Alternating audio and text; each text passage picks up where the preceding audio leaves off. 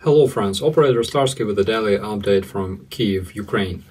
Tonight around 3 a.m. the Russians fired 10 ballistic missiles at Kiev and despite all of them were intercepted by the air defense, the falling debris killed 3 and injured 10 civilians.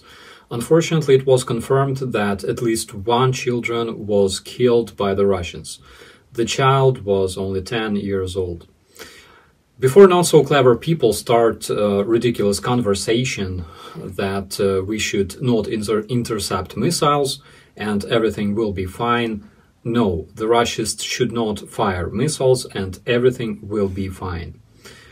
Because Putin is known for believing in the magic of numbers and dates, it's no surprise that the Russians murdered a Ukrainian child on the 1st of June, the International Children's Day.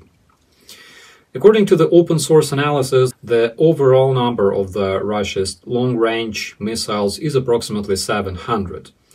According to different sources, between 3 and 4,000 Russian missiles were fired by the Russians at Ukraine in 463 days, killing numerous civilians and children.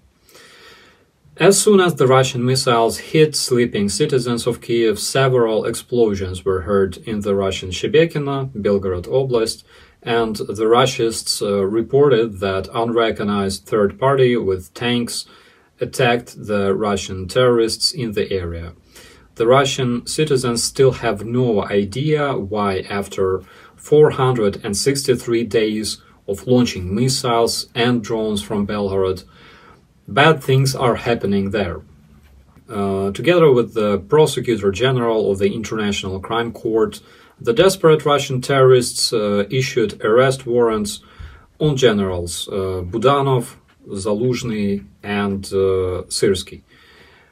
Personally, I find it highly unfair because I didn't receive such a recognition even after spending quite a while sniping the Russians in the Donbass, at times in some of its most exotic locations, but it makes me really proud for the Ukrainian generals because they can truly consider this as a seal of quality. What else do the Russians say? Just the usual BS that we should give up and die or we will be killed. And I'd like to remind you all that back in the 19th century, the Russian Empire, followed by the Hitler's Third Reich, followed by the Russian Soviet Union, did the best they could to eliminate the Ukrainian identity. Fact is, there's no more Russian Empire, no more Third Reich, and no more Soviet Union. But there is still Ukraine because Ukrainians cannot be defeated.